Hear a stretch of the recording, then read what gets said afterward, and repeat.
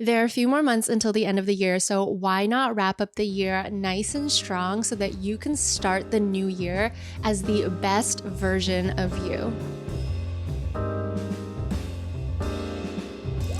Hello, welcome back to Feel Good Lab, the podcast where we explore the intersection between personal growth and career success and all the stuff in between that gets us there. Okay, let's quickly do this week's Feel Good moment because I'm really excited to get into the content of this week's episode, but my Feel Good moment of the week is so silly, so small, but I got a smile from my neighborhood postmaster, aka the lady that runs the post office in my neighborhood.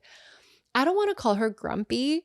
She is just hard to crack. Like, she is intimidating to me. She's an older lady. She just doesn't seem, she's not very smiley. I always try to be the most polite to her. I always say, hi, how are you? Ask her about her day, her week, her weekend.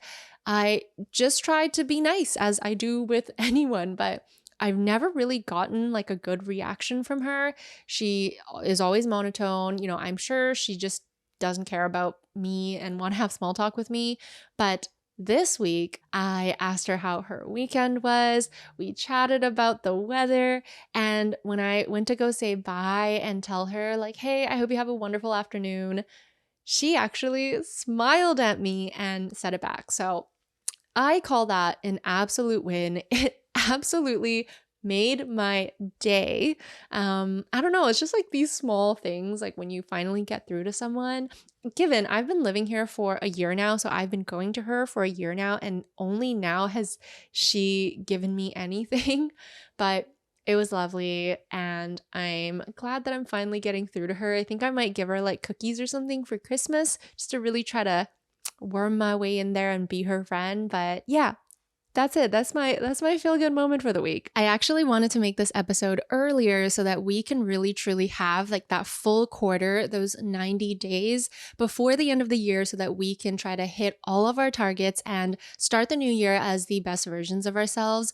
But I did take a month off in September, so this video is coming a few weeks later than that 90-day mark. However, this is just as important as it would have been if I had done it a couple of weeks ago, because the point of setting goals isn't to meet some arbitrary deadline that we've set for ourselves. And really, it's just all about improving yourself and growing. And no matter when we set our goals and our intentions, whether it's at the beginning of the year or at the end of the year, the goal is just to be better, right? So let's start this now and really make sure we have our intentions straight for the next couple of months before the start of the new year. The system that I'm talking about in this episode is based off of a YouTube video that I created a while ago that talks about how you can make yourself better in just 90 days. It's something that I've implemented into my life. It is tried and true, and it is how I like to look at goal setting at different points of the year. So for some context, I am not somebody who is a big fan of New Year's resolutions. And that's specifically because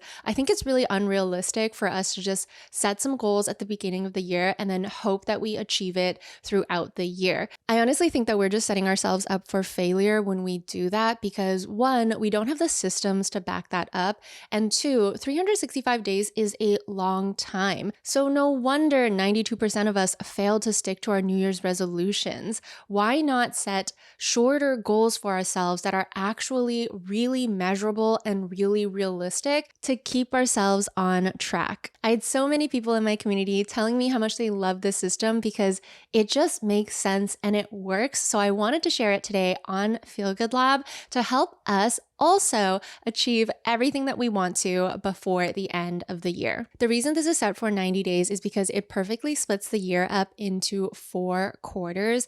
And when you do this, it feels like a less overwhelming amount of time to keep track of what you want to stay on top of. The goal here is we don't want to make ourselves feel overwhelmed. And then also 90 days is the perfect amount of time for us to actually start building some new habits and systems that'll actually stick and help us compound that growth over time. So let's just dive in and go through the framework together. I started doing it myself as well. So I've been journaling about this over the course of today because the very first part of this framework is to actually do an audit of your life. I actually don't really remember where I learned about the Wheel of Life because so many productivity YouTubers talk about it. There's been studies done about it, but I think it's a really great exercise to start any sort of goal or intention setting because it helps you figure out what you actually need to focus on. So, how you conduct the Wheel of Life audit on your life is you want to draw out a wheel, so a circle,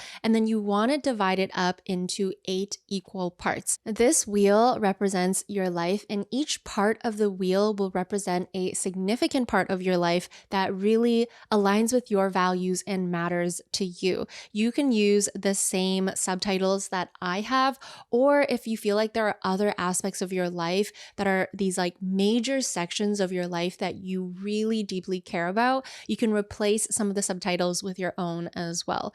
But for me, the 8 sections are health, career, finances, relationships, personal growth, fun, physical environment, and spiritual wellness. So if you're doing this while you're listening to the episode, I want you to label each section of the wheel with one of those things. If you don't want to draw it out yourself, I did actually create a Notion template for this audit as well as this framework. So I will include that in the show notes if you just want to download it and follow along. Once you have all the different sections of your wheel or your life pie labeled, you then want to go and think about each of those sections and how you have been doing in those different areas of your life. So think about it on a scale of 1 to 10. 1 being, I have not given this any attention. It is not doing well. I am flopping, all the way up to 10, which is perfection. I also like to think about those ratings as just a general how I feel about those different areas of my life, because sometimes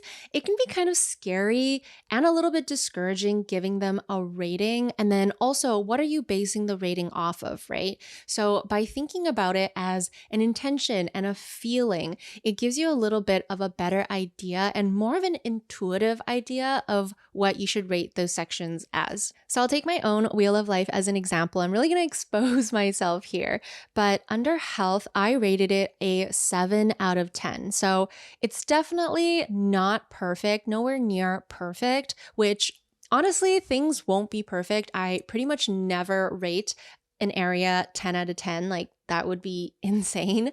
But a 7 out of 10 to me feels like, okay, I have been putting in the effort, but there's definitely still tons of room for improvement. I feel like when you rate things 7 out of 10, it's like very average, just bland. It's not doing amazing, but it's not doing awful either. Under career, I gave it an 8 out of 10. So honestly, pretty good. I feel good about my career. Still room for improvement because I think there's a lot of things about my current career as a freelancer and as a content creator that I could structure better, I could create better systems for, and it's something that I am currently actively working on. The other reason I gave it an 8 is because it is the thing that I put most of my focus towards, meaning it's getting the bulk of my attention currently. So it really wouldn't get anything under an 8 because I am putting so much focus in that area. For my finances, I gave it a 6 out of 10. I have some pretty major goals for next year, like moving to a completely new country. And for someone who has such a lofty goal, I definitely don't feel comfortable with the amount of savings that I've been able to save. Plus, that month-long trip in Europe definitely put a little bit of a dent in my overall financial situation. It wasn't detrimental, but it definitely made a difference. So for me, what would make the finances area in my life feel even better is if I were able to just really buckle down and focus more on saving so that I can reach the big lofty goals that I've set for myself for next year. Under my relationships, I actually gave this a 5 out of 10. Okay, lots of personal reasons, but also when I just look at friendships, for example, because I've been spending all of my time working on Because I've been spending all of my time working and building my business and trying to be the best content creator that I can be, I really haven't been putting a lot of focus on my relationships and my friendships. Thank freaking goodness that all my friends are absolutely amazing, beautiful, sweet angels of human beings, and that they're all super independent and have so much life that they're currently living. But for me personally, I would love to be able to spend more time with friends, just more time reaching out, having those deep conversations, and really just trying to nurture those relationships better. Okay, moving on. Personal growth, I gave it a 7 out of 10 because I have started to go to therapy more. I have started to revisit some of the books that I loved and that really changed my life. And so I feel like I am starting to put more focus into that area. Again, lots of room for growth and something that I want to give more attention to in the next couple months. So 7 out of 10. Oh, this one is kind of embarrassing, but it does make sense. For my fun category, I also gave it a 5 out of 10. I mean, if I'm not seeing my friends and I'm not really like focusing on my relationships, I'm probably not really having fun either. Fun can look really different for everyone. For me, how I define that fine sector area of my life is really just anything that I do for myself that is outside of work. I think the really unique thing about being in the creative industry or just being a creative professional is that there is this level of like passion and love that is tied to your job. So I love making videos. I love sitting down and making these podcast episodes. I love writing. I even love the design work that I do at my freelancing job. But even though those things bring me so much joy, they are still work. So, yes, I'm getting so much fulfillment from them, but I should really be doing things that are completely not tied to work as the fun things. And no, I have not been doing that well. I think September was amazing, that time off was amazing, and traveling is always so fulfilling and so beautiful and such a great fun thing. But ever since I got back, all I've been doing are work things, and I can't really keep counting those work things as my fun things as well. The last two are physical environment and spiritual wellness. Physical environment, I did rate an 8. I have been doing better about keeping my spaces a little tidier, a little bit more organized. And just as I have been purging and selling stuff off, it has made it easier to keep my physical environment nice and tidy as well. And then my spiritual wellness, I gave it a 5. I have actually started to revisit this as well, but so much room for growth. The other reason that I also gave it a 5 is because I know that if I take care of myself spiritually, it's gonna help me show up even better in my career, in my relationship. So definitely something I wanna shift some focus towards. So once you've given all of these areas some ratings, then we can start to rank them based on what we rated the lowest to what we rated the highest. So the lowest rating areas will be the areas that we want to give the most attention to. And then the highest rated areas, we're not going to ignore those areas altogether, but at least you can feel confident that, okay, I've been really focusing on these areas. They are flourishing, they're doing well. So it's time for me to shift my attention to some of those areas that I feel like need more work. So for me, the rating goes spiritual wellness, fun, relationships. Those are all 5s. And then finances, health, personal growth, career, and physical environment. So we got the reflection section done. Ooh, that rhymes. Now we can move on to the fun part where we can plan, set goals, set intentions for ourselves, and really figure out how we're going to improve those lower ranked areas in our lives. I know there's so many goal setting frameworks that we can use here. So if you have a specific one that you love, feel free to use that within this planning section. There are SMART goals, there are OKRs that I've stolen from the tech world and now I apply to my personal life. But the one that maybe you haven't heard about are NICE goals. NICE goals is actually a goal setting framework that is from Ali Abdaal's book, Feel Good Productivity. And it is kind of similar to SMART goals with some slight differences that I think do make a difference when it comes to setting goals. NICE goals stands for near term, input based, controllable, and energizing. And it's really that energizing part that I love. Because as you're setting these goals, it's going to make it more motivating for you to want to achieve those goals if you think about the intention of what you want to feel when you accomplish those goals, or the deeper why of why you're setting those goals. Another great way to think about this is to actually ask yourself the question: if we were looking back 90 days from now, what needs to happen to make this feel like a success? What needs to happen for my 5 areas of my life to be bumped up to a 7 or an 8? So I'll share some of mine to make this a little clearer for you. So for spiritual wellness, which was the number one area that I really want to work on right now, I wrote dedicate a portion of my day to meditate or for yoga, because both of those things put a focus on my breath and for just centering myself and grounding myself. And oftentimes that is exactly what I need to pull myself out of whatever crazy situation I've made up in my head about how stressful that day is. For my fun category, which is the second category that I wanted to focus on, well, fun and relationships, I think could be, maybe I'll switch them around. Maybe I'll do relationships first. Relationships, really, I just wrote a simple goal of message one friend every day.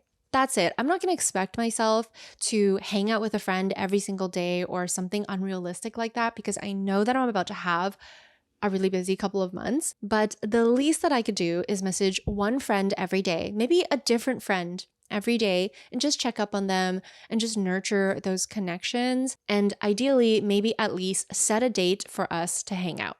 That's the goal. For my fun category, I wrote schedule 1 day off per week. For my finances category, I wrote update the budget every single week. So I do use YNAB, or You Need a Budget, which is this amazing personal finances budgeting app. And I've been using it ever since, I want to say university, early years of university. And I have loved it. It has helped me get out of university debt, save more, teach me about finances. It is just chef's kiss, the best. Please sponsor me, YNAB, or give me an affiliate link. Thank you. I love you. Anywho, okay. So currently, I still use the app very regularly, and I use it to track my budget every single month, but I've only been updating it every 2 to 3 weeks. And so definitely because of that, the budget lags behind a little bit, and I would just like a little bit more clarity about how I'm doing within my budget and how much leeway I have. So I want to update it at the end of the week when I do my weekly review, just so I have absolute clarity of my budget at all times. In fact, the ideal version of this is that I just input something in every time I buy something. I do have automated imports set up within YNAB, so it pulls the transactions from my bank, but I find that maybe it's my bank specifically, but those transactions come a little late sometimes. So I think it's even better for me to just input those transactions as I spend or buy something, and then just reconcile at the end of the week. I think that would be the best, but at the minimum, I want to reconcile and just go through the entire budget once a week so I have way more clarity. For health, I wrote I want to cook 1 vegan meal per week and do it in bulk so I have that throughout the week. For personal growth, I wrote dedicate 1 day a month to reviewing my intentions and goals. In the career category, I wrote find a new accountant. In my physical environment category, I wrote dedicate 10 minutes a day to doing a quick tidy, which is something I recently started, and it's why my physical environment category is doing well right now, because it has helped so much. And then the other thing is I want to list one thing on a seller platform daily. I am trying to really purge my life and just get ready for when I'm ready to do that big move that I keep talking about.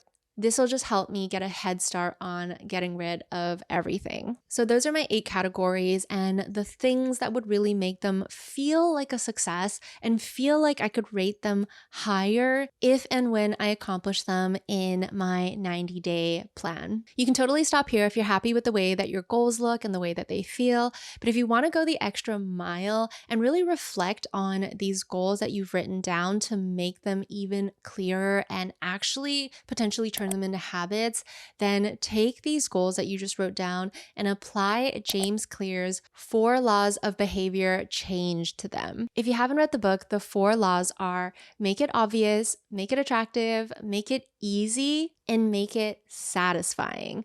Those are the 4 things that needs to happen with every single one of your goals to make them as easy and enjoyable to accomplish as possible so that you can actually potentially turn them into habits, aka just like deeply rooted routines that you do on autopilot. That is the goal here. That's the real goal here. Yes, goals are amazing.